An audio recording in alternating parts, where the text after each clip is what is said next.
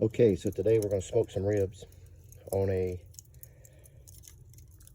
old country barbecue pit style smoker that has lots of cooking space and an offset firebox. I've got the charcoal going, which is how I'll start my fire. I use oak after this, and this will get good and cooked down, and then we'll add the wood to it, and it'll be ready for some ribs. Now we're going to go inside and start preparing the ribs. Okay, so we got some good Smithfield all natural baby back ribs. Gonna open these bad boys up. Always thaw them under refrigeration.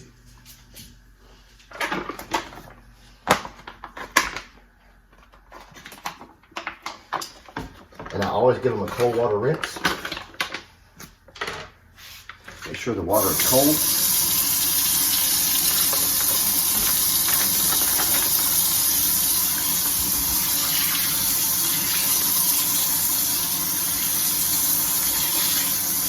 Always rinse pork. It's been in a bag for a while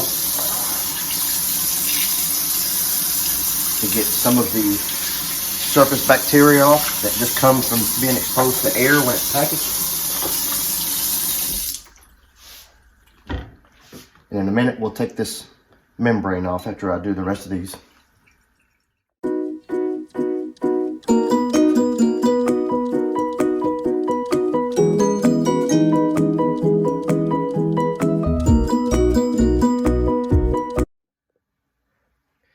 Okay, so the next thing I'm going to do with these baby back ribs is I'm going to dry them off.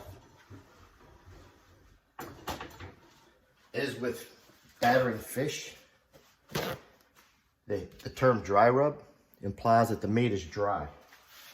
So I'd like to use a high quality paper towel and literally just put them on there and press. Both sides. That's all it takes. I usually throw it right in the trash because it is a raw pork product. I don't like to do this on the counter, so I use 2 sheet trays. There's a membrane on baby back ribs. If you go between the ribs, you can use a spoon, you can use your finger. This one has been partially taken off, or it's thinner than normal. I'm not really seeing it, like it's already been peeled off. Let's see if these have it.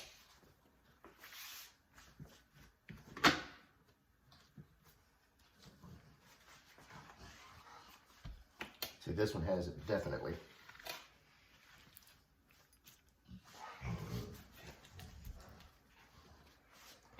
I'm gonna do a little trimming of these. These typically don't need trimming.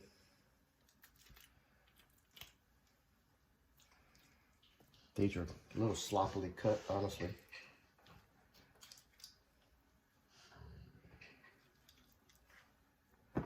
All right, so this membrane right here, I go to the middle.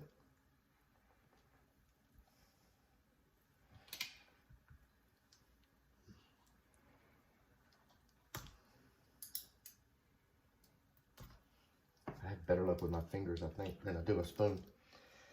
And I go between 2 bones.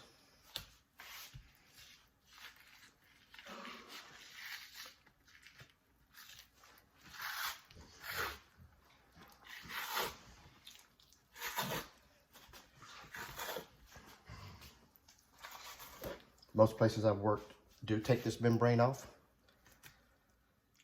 Some places don't. I don't know why. But it's very hard to eat. And this one's already been removed. So, bonus. Let's do another one.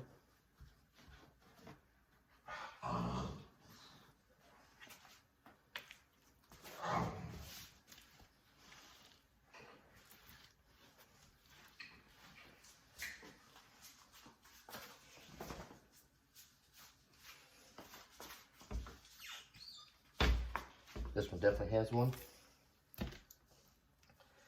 I just go between the bones.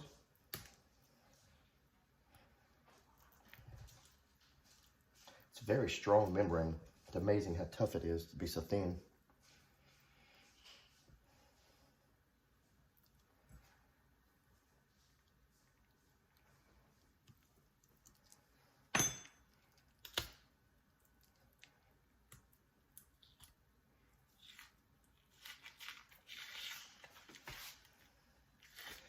The reason I like to use Babyback ribs, they don't require a lot of trimming, and they don't have a huge piece of cartilage next to the bone like the St. Louis style. I find these to be 100% edible other than the bone. Okay, so I'm gonna dry my tray up some here because I'm gonna use both of these when I'm done. Taking the membrane off.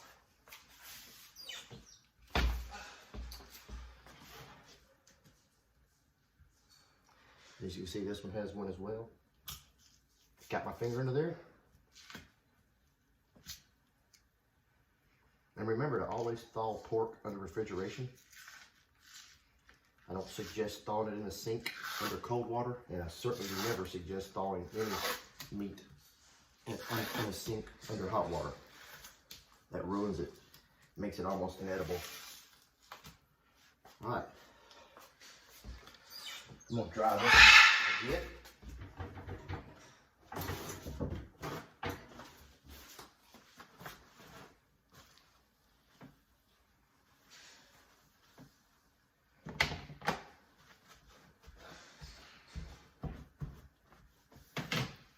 You want a nice dry slab of meat, as dry as you can get it. That makes the seasoning stick to it better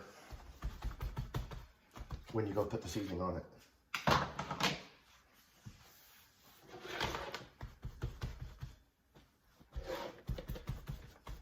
All right, I'm gonna put these in the fridge until I get my dry rub made, and then we'll go from there. So our firebox is looking good and hot now. I wanna adjust these a little bit so they get good and going.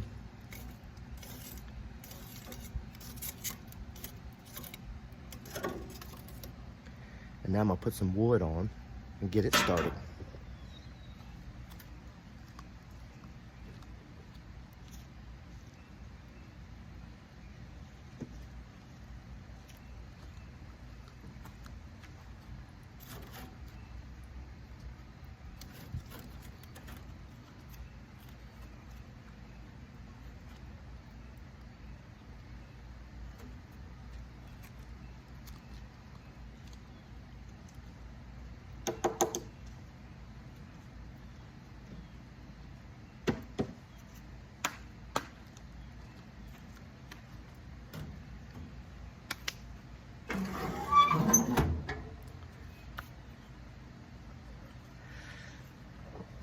I got the firebox open all the way on the vent side, which is here. That's going to produce maximum heat. I want to get that wood good and smoking. And I got to open the flue the same way on this side. That allows for airflow.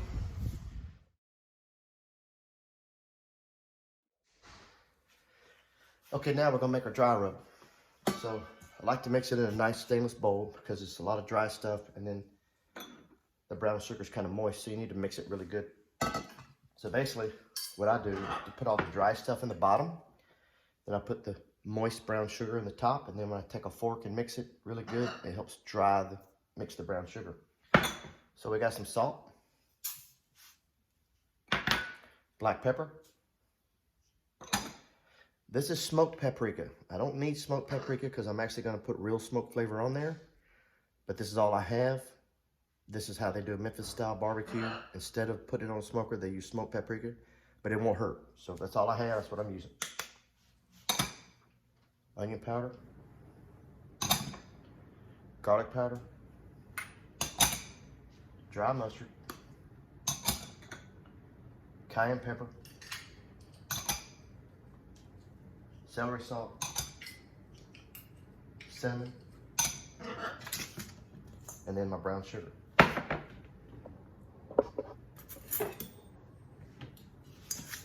And I like to mix these up. Now I use a little more brown sugar than the rest of my, whatever recipes call for, because I like the way it glazes on the ribs. So we want to mix these ingredients really well. We want to try to get all the lumps out of the brown sugar or any older seasonings that maybe they've got a little moisture to them, because you get a better coating. And when you think about the amount of Babyback rib surface I have there versus this small amount of seasoning, that's another reason I use more brown sugar, because it's kind of a carrier of the seasonings. And honestly, with the right amount of brown sugar and seasonings, a lot of people don't even eat barbecue sauce on their ribs. I like barbecue sauce on my ribs sometimes, but if they're seasoned right, with the right amount of smoke and they're cooked perfect, I eat them just by themselves. So I'm taking a fork, and I'm just kind of letting the bowl turn.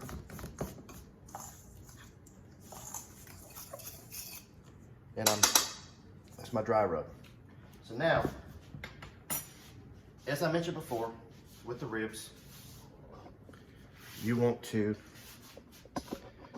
be dry, okay? I had to put these back in the fridge because I wasn't ready to put the dry rub on there. And as a result, they've sweated a little bit. So because I want this dry rub to really stick, take a paper towel. I'm gonna dry them a little more. You don't have to do this if you do them the first time, but I wasn't ready. And that's fine. So that's the top. So I'm literally gonna take this dry rub, I'm gonna put it on here, pretty liberal. And what I do is kind of go down the middle and make a line. The less I get on the sheet tray, the better. And that's gonna be inevitable. But the less I get on the sheet tray, the better. Now, if you look at it like this, I've got 4 Babyback ribs here. I need to use about half of what's in this bowl on the top. That'll leave the other half for the other side. All right, so you see my lines, and now what I do is literally, this is why they call it dry rub, is rub it in. Get serious with it, because when you press it into this dry tissue, it sticks better.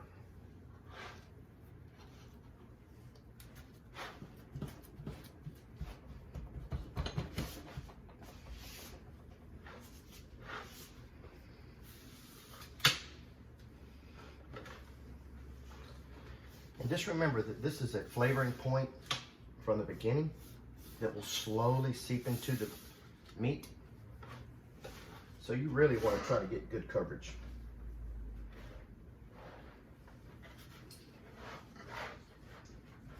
But remember, dry rub. The meat is dry, and you literally rub it in. All right, so now I'm gonna turn them over to the side where I remove the membrane. Same paper towel. Do the same thing. I'm gonna dry it again because I had to put them in the fridge for a minute.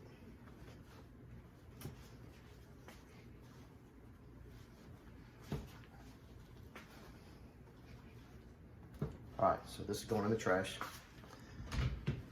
The same thing. Now I'm gonna use the rest of this on the back.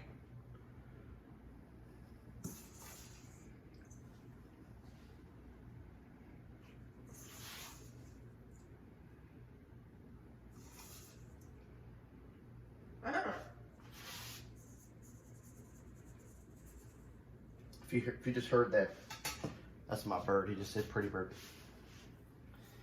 He's sitting right here behind the camera. We'll call him the cameraman for lack of a better reason to give him something to do.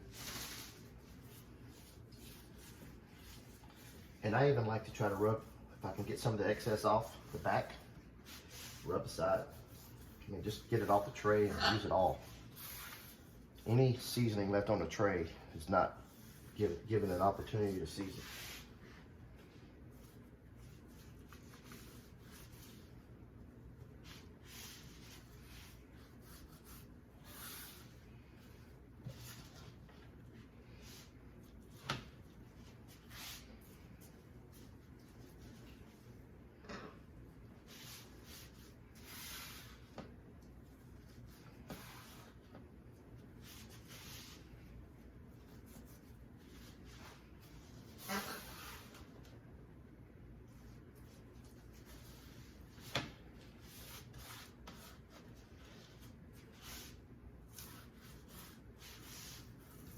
All right, there is some properly dry rubbed, ready to put on the grill, smoker, excuse me, ribs. So we'll put them on the same tray for the purposes of carrying them out there, and we'll see you at the smoker. All right, as you can see, we got a lot of smoke rolling right now. Our temperature is up, according to the thermometer, almost 300. That's because we got the flue open and we got firebox open really wide. We want to get this temperature down around 225, 250. And with a true wood smoker box, it's a little harder to manage. Just so I don't burn my ribs with the heat radiating from the firebox, I always put down a piece of foil on the firebox side, just for the purpose of keeping them from burning. So I'm gonna put the ribs on, and then I'm gonna stifle the fire quite a bit so that they can reduce the temperature. So here we go.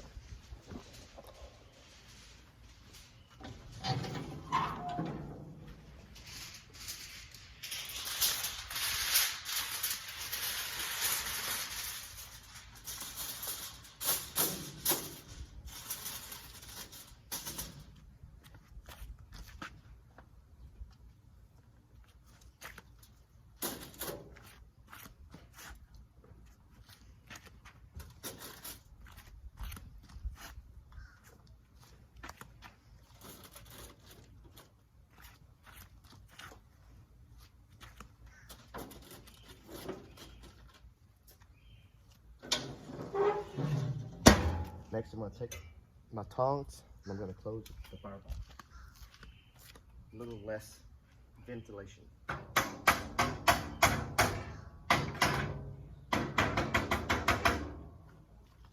Your wood lasts longer and your smoke is slower. Now, since I've opened it, the temperature's dropped down to 200, which is good. Stifling the fire will make the wood burn slower and cooler, and we want to cook these ribs about 225, 250 max. So I'll check on them here in about 20 minutes and we'll see how they're looking. Okay, I wanted to talk about dry rubs.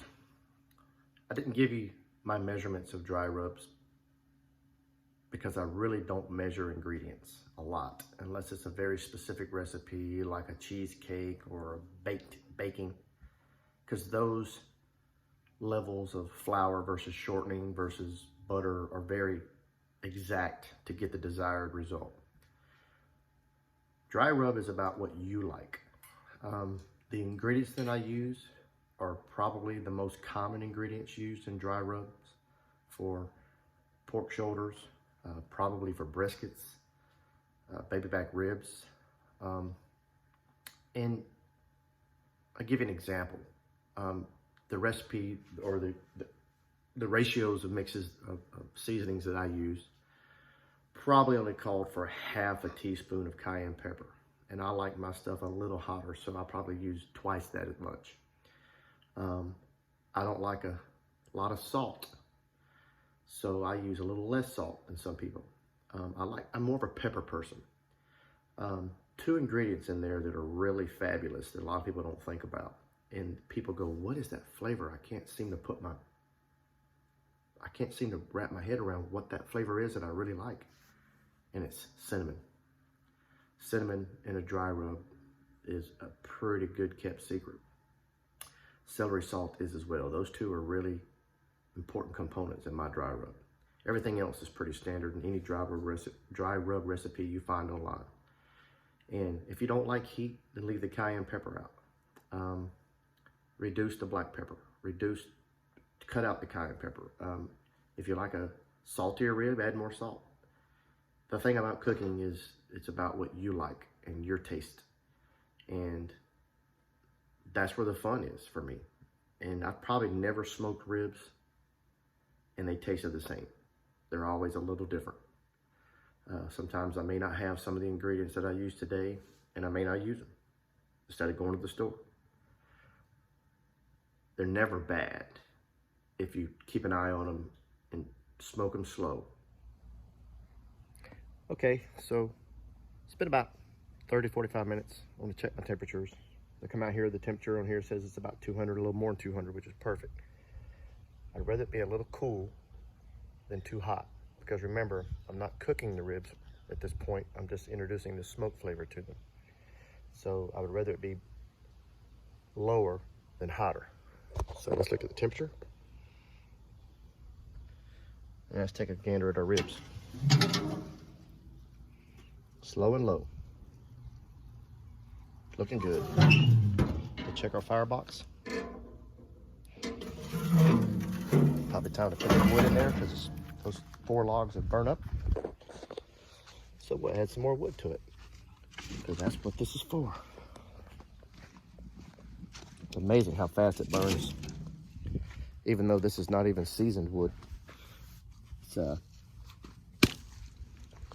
wet. Less than a few months old since it's been cut. All right, so we checked our temperature. The settings seem to be about right with what's going on with the amount of wood and the fire and the way I've got both holes open on both sides. We're right around 200, a little more than 200, a little less is fine. Okay, so now we're gonna make baked beans. It doesn't matter what kind of beans you use. I would say use the most inexpensive baked beans you can find. Basically the ingredients are baked beans, however many you want, very finely chopped onion, brown sugar. In this case I have light brown sugar, so I'm going to use it, ketchup and mustard. So here we go, let's make some baked beans.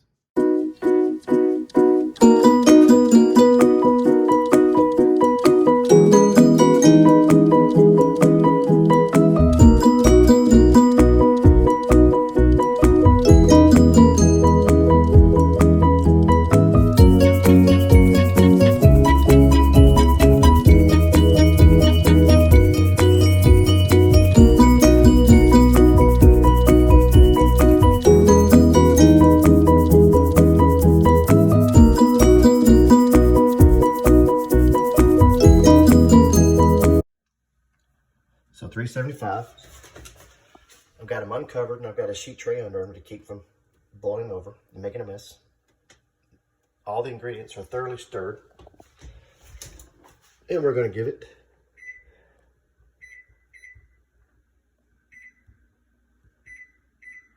30 minutes and we'll check them. Okay, so basically what we just did there with the baked beans was we preheated the oven for 375. You could even do 400.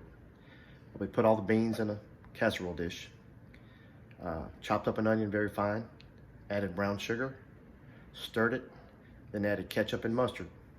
I don't measure anything. I put them in there, they're a little wet, so I put them in there without tin foil for now for 30 minutes and I'll look at them. And eventually when they start drying up and getting a little darker on top, I'll cover them up and continue to bake them a little more. I like them thick and sticky, not runny. They shouldn't puddle on your plate. We'll check in with you later.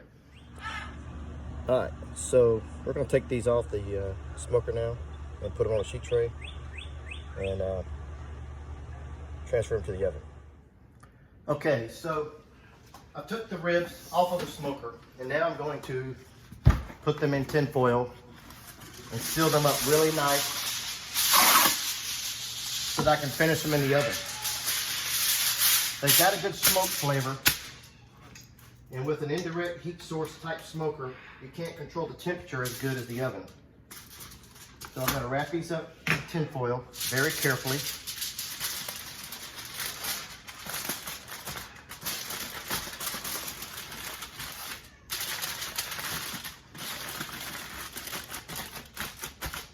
And what I've always done is use 2 pieces of tin foil in case there's a hole in one.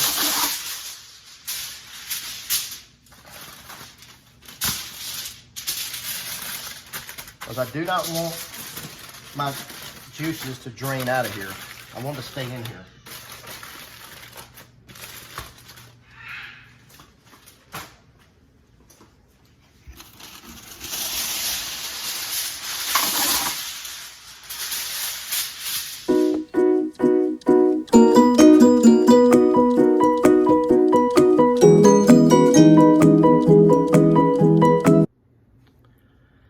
Okay, so the beans are out.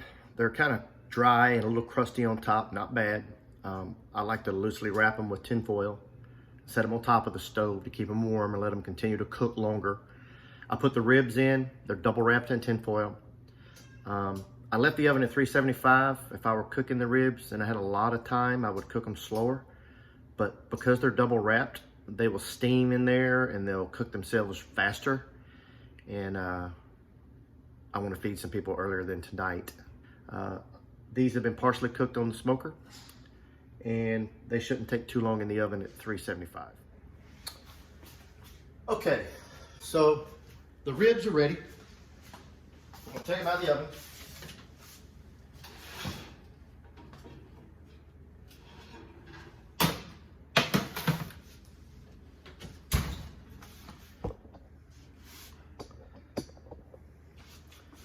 So basically they were wrapped up twice with tin foil.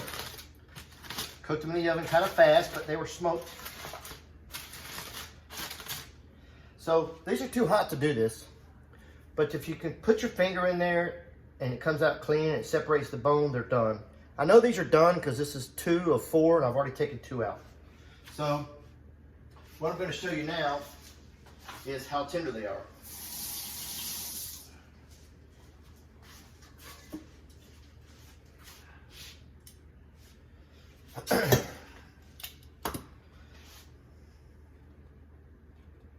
We'll cut these in half. Let's go between the bone.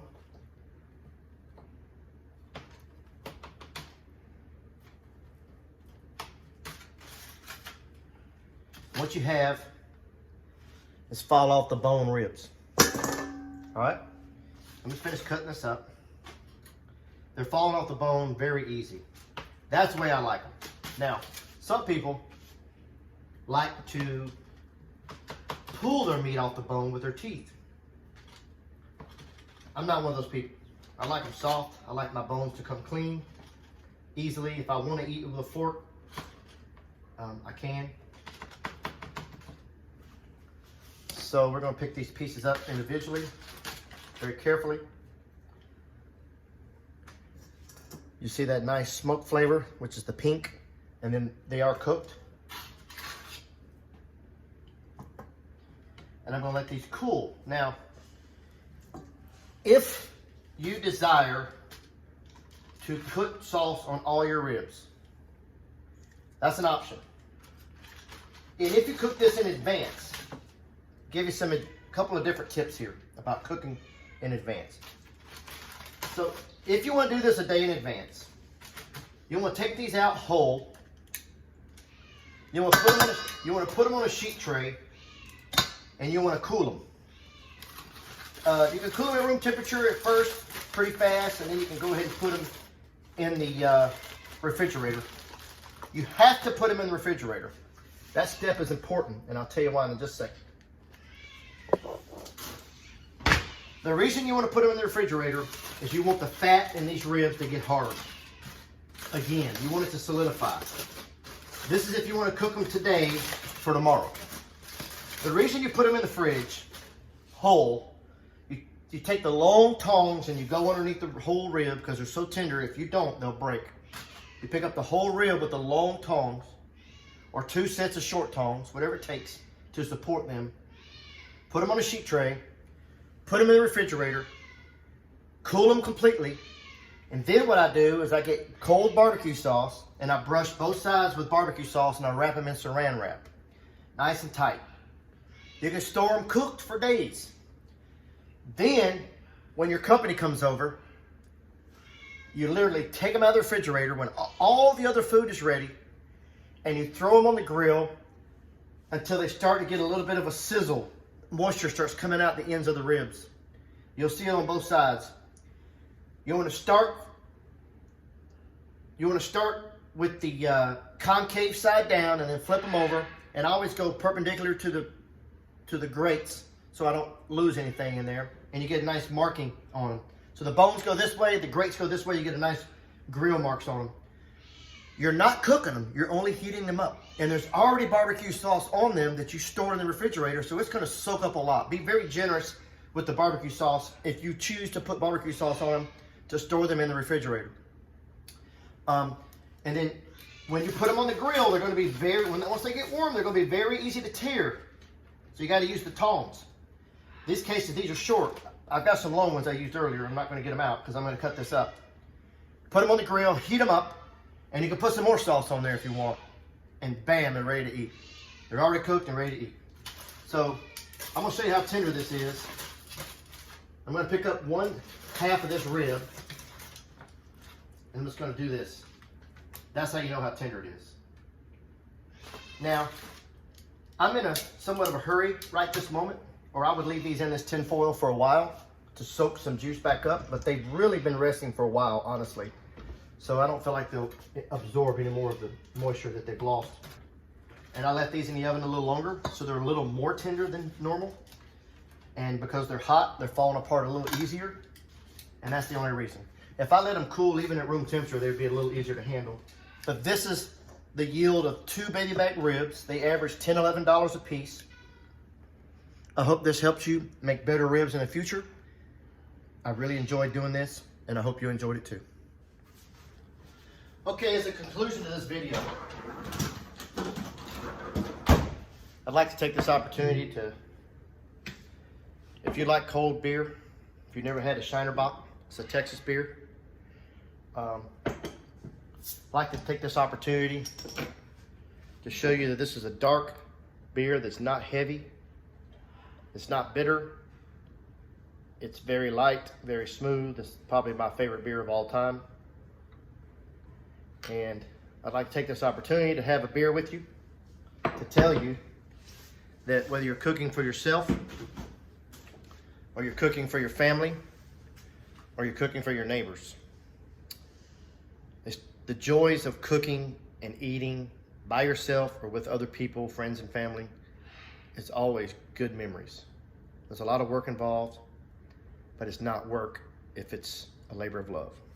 So having said that, cheers to all the barbecue people, pit masters, whether you smoke with an electric smoker or a charcoal smoker or a pellet smoker or a side box wood-fired smoker, or you use smoked paprika Memphis style. Doesn't matter. Life's too short. Cheers.